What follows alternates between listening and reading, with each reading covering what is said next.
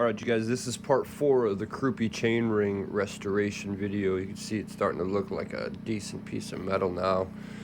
Last video, on video 3, I ended it with sanding the top down to 220 after I polished out the teeth.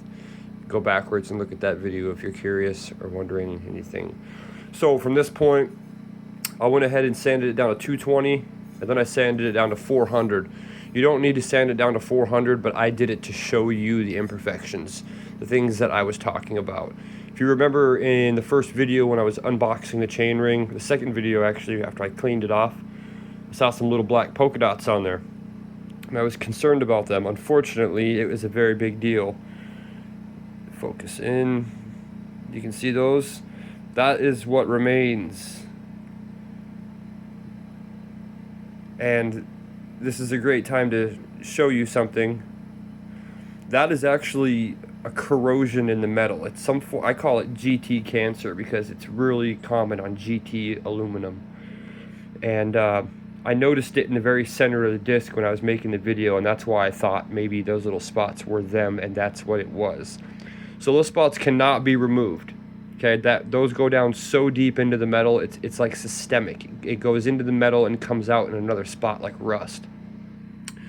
So if you're ever doing customer work, this is a very bad spot to be in. Experience would catch it on the first day like I did. So with that said, I don't expect perfection on the back side. You can really see it in a couple spots. Let me try to find it here. It's minute, but it's there, right there actually. A couple little spots. Nothing we can do about that. Give me 1 second, I gotta turn this burner off. We're gonna go ahead and degrease this part, because remember, if I polished all the teeth out, there's still polished compound in between the teeth that needs to come out of there. You can see it in there. That has to come out before you anodize it. I'm gonna go ahead and scrub this with a bristle brush, which is something you don't normally do on a polished surface. Give me 1 second here to check this temperature. This is aluminum degreaser. It's supposed to get up to 190 degrees before you can use it. We're only at 150. We're good. I'm gonna show you that real quick. Caswell aluminum degreaser comes in 10 pounds, 190 degrees with 2 gallons of water. Instructions are there and follow them. One thing you're gonna see me doing is always using distilled water after every time I put a part in a chemical, because it leaves a residue surface when it dries, because we're dealing with hot metal and hot liquid. So it leaves a residual surface. Every residual surface you get on here will affect your anodized finish.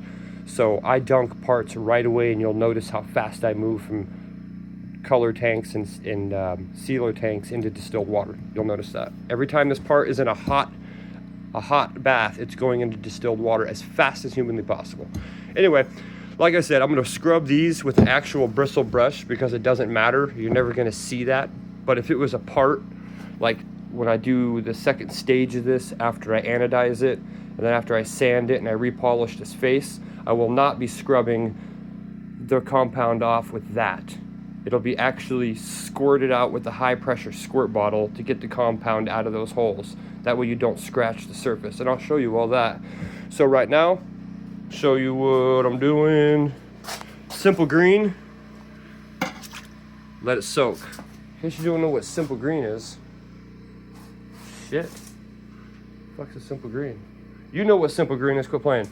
It's so simple green, and a thing, let it soak in there, and I'm gonna scrub all those teeth out with the brush. So that needs to get up to 190 degrees before I can use it. In case anybody's wondering, no, you don't use fire ever, but like I do, because I've been doing it for so long that I know what's flammable, what's not, and I'm just experienced enough in my eyes to do dangerous shit. You would normally use a hot plate, but the problem with the hot plate is when you have 4 tanks running and trying to keep 1500 watts into a hot plate, most places will overbreak circuits in your house. If you're doing small tanks like 5-gallon buckets, dude, it don't matter. You can use fish heaters and shit like that. When you start getting into 20, 30, 40-gallon tanks doing full bike frames and handlebars and stuff, dude, you absolutely need to use fire, because that's the only way you're gonna get that much liquid that hot, that fast, and keep it that hot for multiple hours. You know, and you gotta heat up 4 tanks to keep them hot for 2 hours. I'm just saying. Most people don't use fire, but I do. All right, I'm gonna let this soak, and then I'm gonna scrub it, and I'll show you all that. It's not rocket science, you know.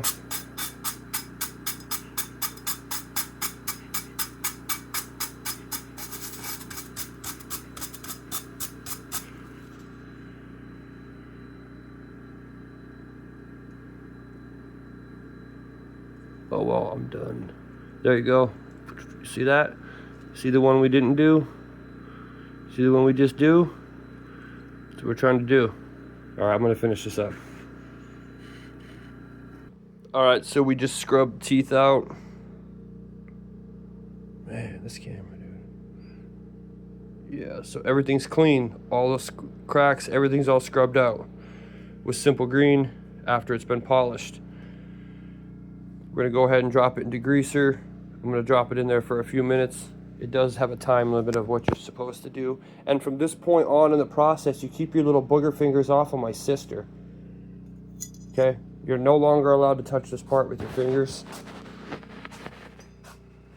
There we go. So drop in the degreaser. It's at 190 degrees. Let it sit in there for just a few minutes. I usually do 3, engage it, because if you leave it in there too long, it'll matte the surface a little bit. It actually like turns it less polished, takes the polish off the part. You're not trying to remove the polish off the part, right? You're just trying to remove the grease residue layer. You're not trying to unpolish the part, if that makes sense. You leave it in there too long, it'll remove all the polished surface and you'll just have a flat aluminum part at some point. If you just do it there for a few minutes, you just want it to pass the water break test. And I'll show you what the water break test is here in a minute.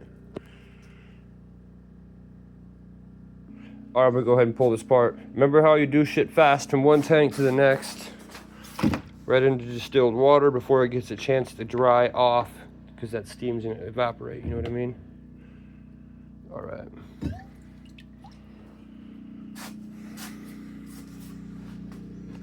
Hold on one second, let me try to set this thing up so you can see.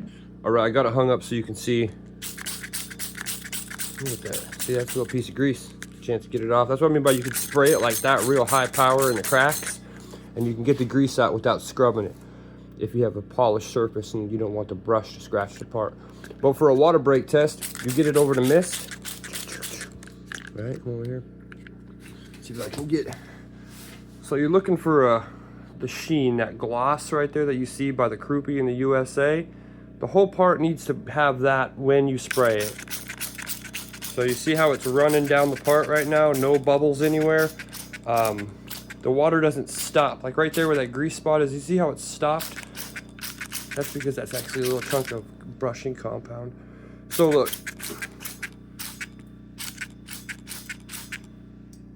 Now we go to the teeth and try it. You see how that it rolls off. It doesn't bead up or anything like that. Like if you spray the leaf, a plant leaf, it gets waxy and beads up. That's how you know you have grease on the part, and it will not pass the water break. If it doesn't pass the water break, it will not anodize.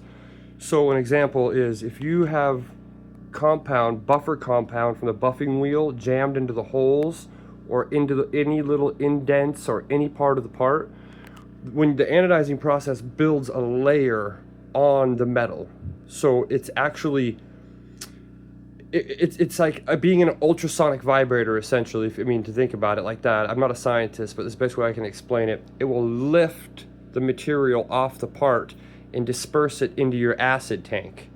When it lifts, your part's hanging like this in the tank. So if you have buffer compound on the 4 or the 6, it'll leach up the part when it lifts off, and it'll run up the part. And from like the tip of the 6 and the bottom, wherever the grease was, it'll have like a teardrop going upwards where it won't take color because there'll be grease. Same as you put your fingerprint on. You put your fingerprint on there and the anodizing won't take in that spot and it'll show a fingerprint. So you could actually do custom stuff like that if you really got weird. But my point is it'll teardrop out of there and leave a white spot in your purple or whatever color finished. And that'll happen in every single place where there's grease. Like when you're doing crank arms and you buff them out to polish them, you can always get the buffer compound inside of the screw holes in the threading. You have to go into the threading and put like a Q-tip even on a drill and slowly go in and out of the holes to make sure you have all of the compound out, because it'll leach out and leave big streaks up the side of the arms. So I'm gonna go ahead now and get the anodizing tank set up. We're gonna drop this down for silver. Hold on with me 1 second. Remember, no more touching the part.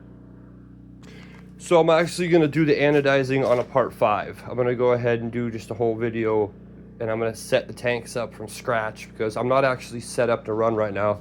If you look, I just got shit piled up all over the place. I'm just looking for a reason to run some parts, so I figured I'll make a video to motivate me. So I'll actually get things organized and set up, and I'll set up the tanks with you. That way you can see how to set the process up, and then we'll just anodize the silver and call it a day. All right, video part 5, I believe, coming up. Forgive me, I'm not a filmographer, so I don't know how to link videos and do all that stuff. You just have to figure it out if you care. All right, Capital BMX. We're gonna try this again in the next video.